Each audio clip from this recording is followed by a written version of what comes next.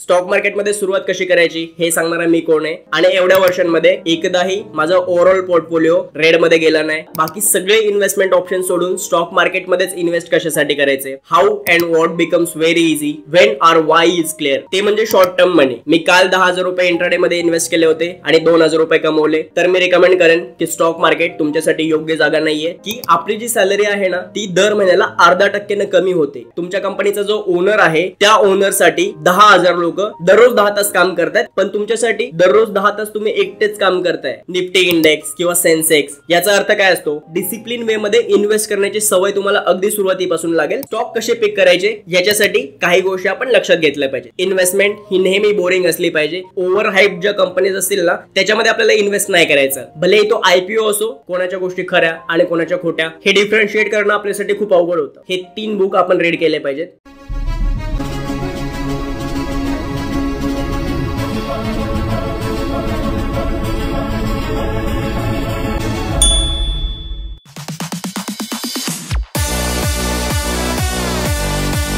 मित्रांनो, एका दिवशी मी रेल्वेचा वेट करत रेल्वे स्टेशनवरती उभा होतो आणि तिथं माझ्या शेजारी 3-4 तरुण मित्र उभे होते आणि त्यांच्यामध्ये फायनान्शियल टॉपिक्स वरून डिस्कशन चालू होतं। त्यानंतर एका दिवशी मी कॅबने ट्रॅव्हल करत होतो आणि माझ्याच वयाचा त्या कॅबचा ड्रायव्हर मित्र तो मला विचारत होता की या कंपनीचा IPO येतोय, त्या IPO मध्ये इन्व्हेस्ट केलं पाहिजे की नाही केलं पाहिजे। इव्हन माझं जे क्लोज फ्रेंड सर्कल आहे ना त्याच्यामध्ये पण ज्यावेळेस आम्ही फायनान्शियल टॉपिक वरती गप्पा मारत असतो ना तर सगळ्यात हॉट टॉपिक कुठला असतो माहितीये, तो असतो स्टॉक मार्केट। स्टॉक मार्केटमध्ये इन्व्हेस्ट कसं करायचं आणि तिथून पैसे कसे कमवायचे या विषयावरती आपल्या जनरेशन मध्ये मोठ्या प्रमाणावरती आता डिस्कशन चालू आहेत। माझेच काही मित्र होते ज्यांनी 2-3 वर्षापूर्वी लॉकडाऊनच्या नंतर स्टॉक मार्केटमध्ये इन्व्हेस्टमेंट करायला स्टार्ट केली होती आणि त्यावेळेस ते फ्युचर अँड ऑप्शन्स मधून लाखो रुपये कमवता येतात। इंट्राडे मध्ये मी काल 10,000 रुपये टाकले आणि 2,000 रुपयांचा प्रॉफिट कमवला। एका कुठल्या तरी कंपनीच्या स्टॉकची किंमत फक्त 50 रुपये, जर का आपण 200 शेअर घेऊन ठेवले आणि त्याची किंमत 100 रुपये जरी झाली तरी पण आपले पैसे डबल होतील। या सगळ्या गप्पा मारायचे। त्यातला एक मित्र सहज मला काही दिवसांपूर्वी भेटला होता। मी त्याला विचारलं तू स्टॉक मार्केटमध्ये इन्व्हेस्ट करत होता, त्याचं काय झालं? तर तो मला म्हटला की टोटल 4 लाख रुपये इन्व्हेस्ट केले होते आणि ओव्हरऑल पोर्टफोलिओ 1 लाख रुपयांनी मायनस आहे। मी म्हटलं मग अजूनही इन्व्हेस्ट करतोस का? तो बोलला नाही, सगळे पैसे काढून घेतले आणि आता नाही करायचं। तुमच्या ओळखीमध्ये सुद्धा कोणीतरी अशी एखादी व्यक्ती असेल किंवा कदाचित तुम्ही स्वतः पण असाल ज्यांच्यासोबत या सगळ्या गोष्टी घडलेल्या आहेत। तर हे का होतं, या पाठीमागची कारणं काय आहेत आणि कशा पद्धतीने आपण स्टॉक मार्केटमध्ये इन्व्हेस्ट केलं पाहिजे, कशी आपण सुरुवात केली पाहिजे स्टॉक मार्केटमध्ये, ही खूप इम्पॉर्टंट गोष्ट आहे आपल्या सगळ्यांसाठी समजणं, जर आपल्याला या चुका अवॉइड करायच्या असतील तर। आणि आपल्यापैकी खूप लोक असे असणार आहेत ज्यांना माहिती आहे स्टॉक मार्केटमध्ये खूप पोटेन्शियल आहे आणि ही सत्य गोष्ट आहे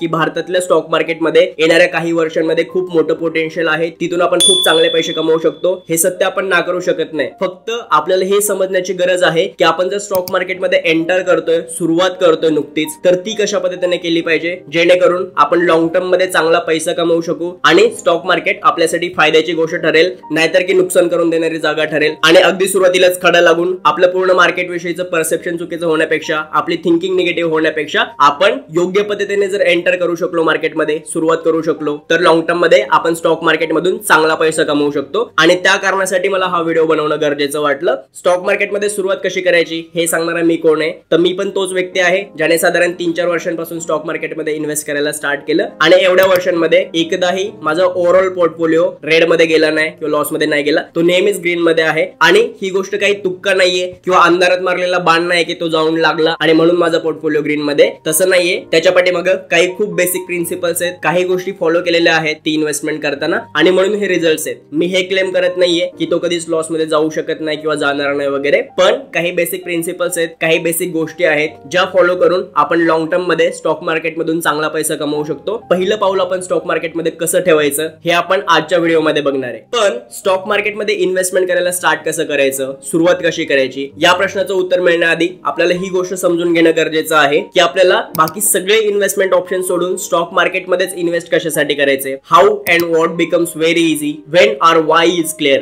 एखादी गोष्ट करण्यापाठीमागचा उद्देश आणि कारण जर क्लिअर असेल ना तर ती गोष्ट कशी करायची आणि नेमकं काय करायचं या प्रश्नांची उत्तरं मिळणं खूप सोपं होतं। आपण आधी हे बघूयात की आपल्यापैकी बहुतांश लोक, आणि मी तुम्हाला ज्या मित्राचं मग अशी उदाहरण दिलं त्या मित्राने स्टॉक मार्केटमध्ये इन्व्हेस्ट करायला स्टार्ट कसं केलं होतं, कुठल्या कारणांसाठी त्याने स्टार्ट केलं होतं, त्यातलं सगळ्यात पहिलं कारण आहे आपले मित्र, आपले रिलेटिव्ह किंवा आपल्या ओळखीतलं कोणीतरी येऊन आपल्याला हे सांगतं की अरे स्टॉक मार्केट मधून मी खूप पैसे कमवलेले आहेत, माझे पैसे डबल झालेत, तू सुद्धा इन्व्हेस्टमेंट करायला स्टार्ट केली पाहिजे. आणि त्या व्यक्तीचं ऐकून स्टॉक मार्केट मधल्या यसचा पण स्टडी न करता, इन्फॉर्मेशन न घेता आपण त्याच स्टेप्स फॉलो करण्याचा प्रयत्न करतो ज्या त्या व्यक्तीने केलेल्या आहेत, आणि ही गोष्ट तुम्हाला स्टॉक मार्केटमध्ये लॉस कडे घेऊन जाऊ शकते. दुसरं कारण असतं ज्यासाठी लोक स्टॉक मार्केटमध्ये इन्व्हेस्ट करायला स्टार्ट करतात, आणि ते म्हणजे आपण युट्यूबच्या शॉर्ट्स मध्ये खूप व्हिडिओज बघितलेले असतात, इंस्टाग्रामच्या फीडवरती व्हिडिओ बघितलेले असतात, कुठल्या तरी टेलिग्राम चॅनलची लिंक आपल्याला मिळालेली असते आणि त्याच्यावरती रोज टिप्स येत असतात की हा स्टॉक एवढ्या पर्सेंटने वाढणार आहे, आणि या टिप्स हे व्हिडिओज बघून आपण इन्फ्लुएन्स होतो आणि त्यातून आपण स्टॉक मार्केटमध्ये एंटर करण्याचा प्रयत्न करतो आणि अल्टिमेटली मॅक्झिमम टाइम आपण स्वतःचा लॉस करून घेतो. आणि तिसरं रिझन आहे ज्यासाठी लोक स्टॉक मार्केटमध्ये एंटर करतात ते म्हणजे शॉर्ट टर्म मनी. मी काल 10,000 रुपये इंट्राडे मध्ये इन्व्हेस्ट केले होते आणि 2,000 रुपये कमवले, ते 12,000 झाले. त्या 2,000 रुपयाच्या लालचमध्ये परत दुसऱ्या दिवशी 12,000 रुपये इन्व्हेस्ट केले आणि 500 रुपये कमवले. तिसऱ्या दिवशी सगळे पैसे इन्व्हेस्ट केले आणि 2,000 रुपयांचा लॉस झाला. असं करत करत वर्षाच्या शेवटी जर ऍव्हरेज बघाल ना तुम्ही, तर जे आपले 10,000 रुपये होते ना ते पण मोस्ट ऑफ द टाइम्स गेलेले असतात. कारण काय माहितीये, आपण स्टॉक मार्केटला लॉंग रन साठी खेळतच नाहीये, आपण स्टॉक मार्केटमधून शॉर्ट टर्म गेन करण्याचा प्रयत्न करतोय. वन टाइम पैसे टाकल्याने वन टाइम मिळवले, आत्ताच मिळवले, आजच मिळवले, and again bye doing this there is a strong possibility that you will land up on losses.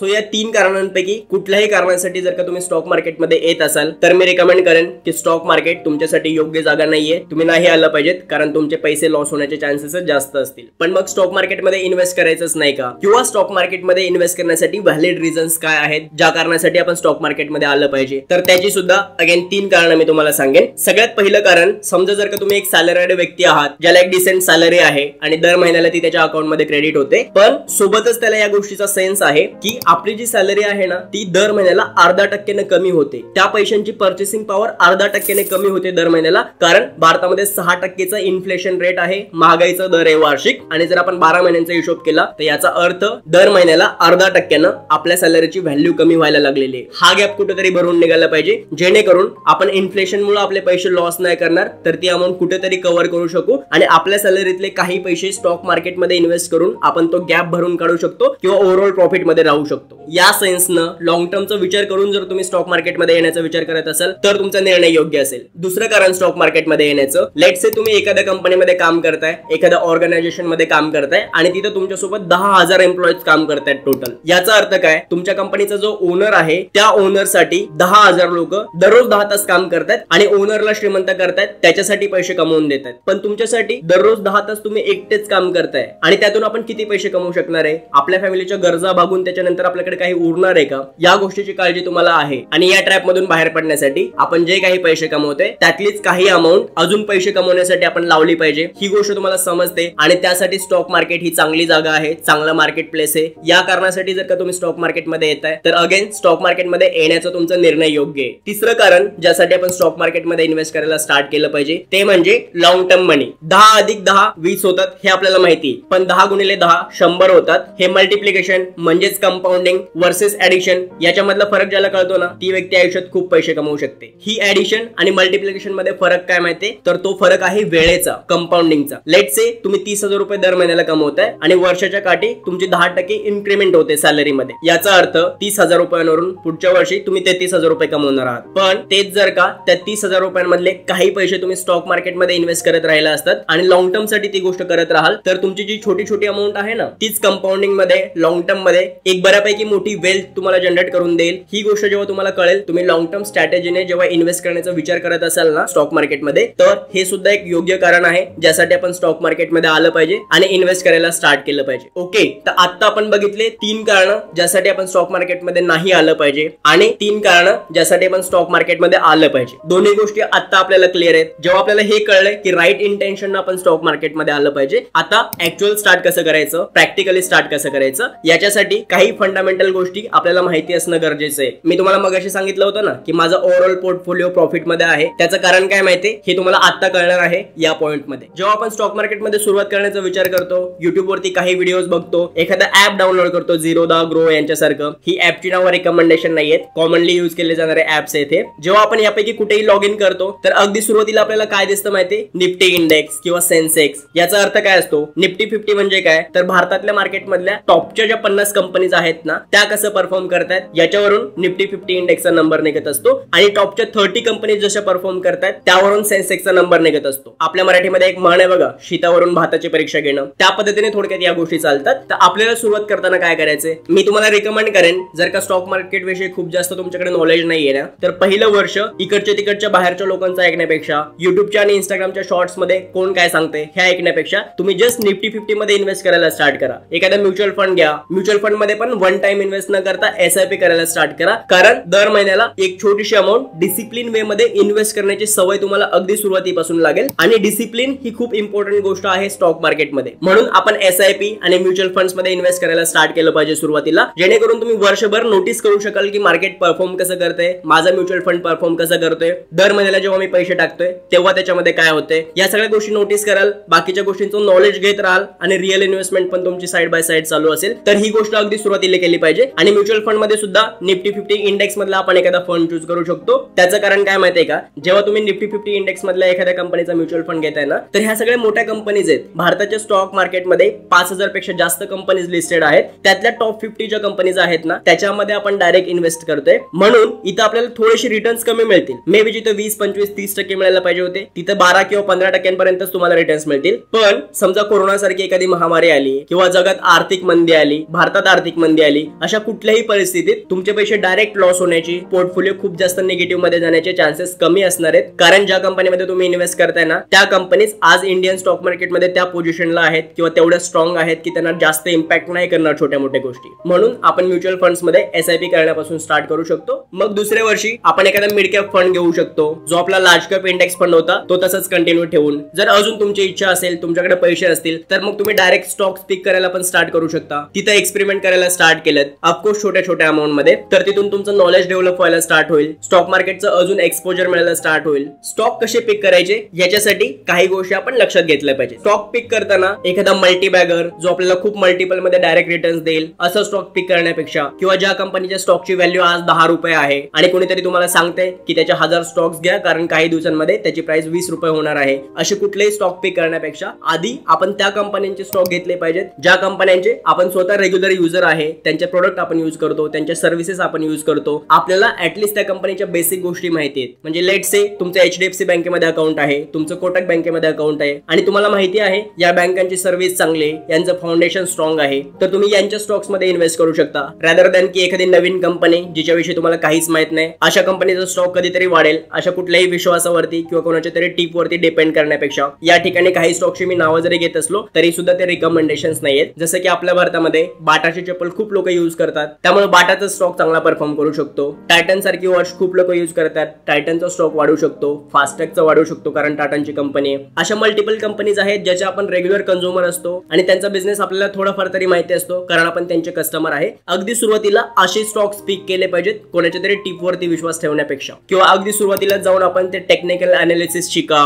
त्यातला तो कॅन्डल पॅटर्न वगैरे ह्या सगळ्या गोष्टी शिका. या गोष्टीतून चुका होण्याची पॉसिबिलिटी अजून वाढते. म्हणून ती गोष्ट न करता ज्या डिसेंट कंपनीज आहेत, ज्यांचे आपण ग्राहक आहे, ज्यांच्याविषयी आपल्याला थोडीफार माहिती आहे, मॅक्झिमम पब्लिक त्यांचे प्रोडक्ट यूज करते, अशा कंपन्यांमध्ये आपण इन्व्हेस्ट केलं पाहिजे कारण त्यांचे फाउंडेशन स्ट्रॉंग असणार आहे. आणि मग जसं जसं तुमचं नॉलेज डेव्हलप होईल, तुमचे पैसे थोडेफार ग्रो झालेले असतील, तुमचं कन्व्हिक्शन वाढलेलं असेल मार्केटवरती, त्यावेळेस हवं असेल तर थोडीफार अजून एक्स्ट्रा रिस्क घेऊन तुम्ही काही कंपन्यांमध्ये इन्व्हेस्ट करू शकता. सो या पद्धतीने जर का आपण स्टेप बाय स्टेप पुढे जाण्याचा प्रयत्न केला तर स्टॉक मार्केटमध्ये आपला लॉस होण्याचे चान्सेस कमी होतील. या पद्धतीने पुढे जाताना सुद्धा काही गोष्टींची काळजी घेणं आपण गरजेचं आहे. सगळ्यात पहिली गोष्ट, इन्व्हेस्टमेंट तुम्हाला नेहमी डायव्हर्सिफाईड करायची. म्हणजे काय तर कुठल्या तरी एका स्टॉक मध्ये, एका कंपनीमध्ये प्रॉफिट दिसतोय म्हणून तुमच्याकडे असलेले सगळे पैसे त्याच कंपनीच्या स्टॉक मध्ये नाही टाकायचे. कधी कधी मार्केट कंडिशन मुळे किंवा मल्टिपल रिझन्स मुळे एखाद्या कंपनीचे स्टॉक डायरेक्ट कमी जास्त होऊ शकतात. त्यामुळे आपली जी काही इन्व्हेस्टमेंट आहे ना ती मल्टिपल कंपनीज मध्ये, मल्टिपल स्टॉक्स मध्ये, मल्टिपल फील्ड्स मध्ये सुद्धा डायव्हर्सिफाईड पाहिजे. जेणेकरून कुठले एक सेक्टर जर चांगलं परफॉर्म करत नसेल, कुठली एक कंपनी जर चांगले परफॉर्म करत नसेल तर तुमच्या पोर्टफोलिओवरती त्याचा मेजर इम्पॅक्ट नाही होणार कारण बाकीचे स्टॉक चांगले परफॉर्म करत असतील. दुसरी गोष्ट,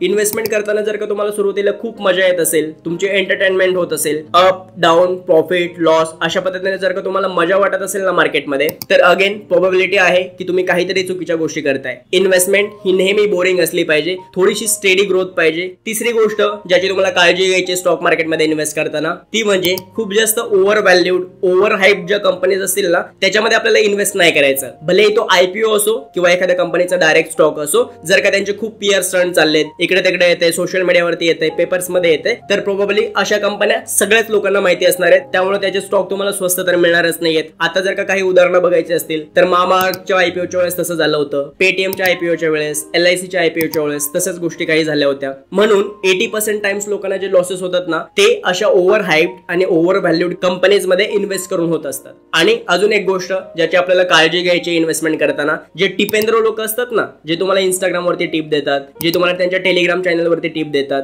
जे तुम्हाला त्यांच्या युट्यूब चॅनल वरती डायरेक्ट टिप देतात की या कंपनीचा स्टॉक घ्या, हा इतका % वाढणार आहे, यांच्यावरती विश्वास ठेवून आपल्याला इन्व्हेस्टमेंट नाही करायची. ते सगळ्या पब्लिकला सेम गोष्ट सांगतात. कोणाला तरी हवंय त्या गोष्टी आपण केलेल्या. आपल्याला बघा इव्हन कधी कधी ब्रोकर कडून कॉल येतो सकाळ सकाळी 1 तारखेला किंवा आपली सॅलरी झाल्याच्या नंतर लगेच की सर या कंपनीचा स्टॉक घ्या, याच्यामध्ये खूप जास्त ग्रो होण्याचे चान्सेस आहेत. मोस्ट ऑफ द टाइम्स या लोकांना टार्गेट दिलेलं असतं. माझे स्वतःचेच काही मित्र चांगल्या कंपनीज मध्ये स्टॉक ब्रोकर म्हणून काम करतात आणि त्यांनी स्वतः मला ही गोष्ट सांगितलेली आहे की आम्ही जेव्हा सांगतो ना तेव्हा ती गोष्ट प्रत्येक वेळेस प्रॉफिटेबलच असेल असं नाहीये, कारण आम्हाला टार्गेट दिलेलं असतं, आम्हाला सांगितलेलं असतं कोणीतरी की ह्या स्टॉक विषयीची इन्फॉर्मेशन द्या तुमच्या कसमसला. म्हणून ज्या आपल्याला टिप्स येतात टेलिग्राम वरती, सोशल मीडियावरती किंवा काही इनसाइडर टिप देणारे ऍप्स वगैरे आहेत, मोस्ट ऑफ द टाइम्स या गोष्टी करून लॉस होण्याची पॉसिबिलिटी आपली जास्त असते. या काही गोष्टींची जर का आपण व्यवस्थितपणे काळजी घेतली आणि थोडंसं पेशन्सली लॉंग टर्म स्ट्रॅटेजीने जर का आपण स्टॉक मार्केटमध्ये इन्व्हेस्टमेंट करायला स्टार्ट केली तर शक्यता खूप कमी असेल की आपलं लॉस होईल. उलट आपल्याला स्टॉक मार्केट खूप चांगले रिटर्न्स मिळवून देईल जे इतर कुठल्याही इन्व्हेस्टमेंट मध्ये शक्य होणार नाही. जर का आपल्याला अजून चांगलं आणि डिटेल नॉलेज मिळवायचं असेल इन्व्हेस्टमेंट विषयी तर ते कसं मिळू शकतं, याच्यासाठी आता सध्या खूप सारे सोर्सेस आपल्याकडे अवेलेबल आहेत. जसं की तुम्ही युट्यूबवर जर का जाऊन टाकलं स्टॉक मार्केट फॉर बिगिनर्स तर तुम्हाला 1000 व्हिडिओ समोर येतील. पण तिथे एक प्रॉब्लेम काय माहितीये, तुम्हाला कोणावरती विश्वास ठेवायचा आहे, कोणाच्या गोष्टी खऱ्या आणि कोणाच्या खोट्या हे डिफरन्शिएट करणं आपल्यासाठी खूप अवघड होतं. म्हणूनच मी तुम्हाला काही पुस्तकांची नावं रेकमेंड करेन जी आपण वाचली पाहिजेत, कारण त्या पुस्तकांमधून इन्व्हेस्टमेंटचे बेसिक प्रिन्सिपल्स आपण शिकू शकतो. हे 3 बुक आपण रीड केले पाहिजेत. सगळ्यात पहिलं book education of a value investor by Guy Spier. हे खूप इम्पॉर्टंट बुक आहे जे तुम्हाला इन्व्हेस्टमेंटचे बेसिक शिकण्यासाठी खूप मदत करू शकतं. दुसरं बुक आहे learn to earn by Peter Lynch आणि थर्ड बुक आहे इन्व्हेस्टोनॉमी बाय प्रांजल कामरा. ते हिंदीमध्ये पण अवेलेबल आहे आणि इंग्लिशमध्ये पण अवेलेबल आहे. हे तीनही बुक किंवा तिघांपैकी ऍटलीस्ट एक बुक रीड करून आपण इन्व्हेस्टमेंट विषयीचं नॉलेज आपलं स्वतःचं डेव्हलप करू शकतो, ग्रो करू शकतो. जर का हा व्हिडिओ तुम्हाला आवडला असेल तर व्हिडिओला लाईक करा. जर का तुमचे अजूनही काही प्रश्न असतील तर कमेंट बॉक्समध्ये ते विचारा. आणि तुमच्या ज्या मित्रांना स्टॉक मार्केटमध्ये इन्व्हेस्टमेंट करायला स्टार्ट करायची पण त्यांच्याकडे नॉलेज नाहीये, कसं स्टार्ट करायचं माहिती नाहीये, त्या सगळ्यांसोबत हा व्हिडिओ नक्की शेअर करा. आणि अशाच महत्त्वपूर्ण आणि इम्पॉर्टंट व्हिडिओसाठी आपलं युट्यूब चॅनल सबस्क्राईब करायला विसरू नका. आपण भेटूयात पुन्हा पुढच्या व्हिडिओमध्ये. तोपर्यंत आपली आणि आपल्या सगळ्या माणसांची काळजी घ्या. This is Suraj Thite signing of.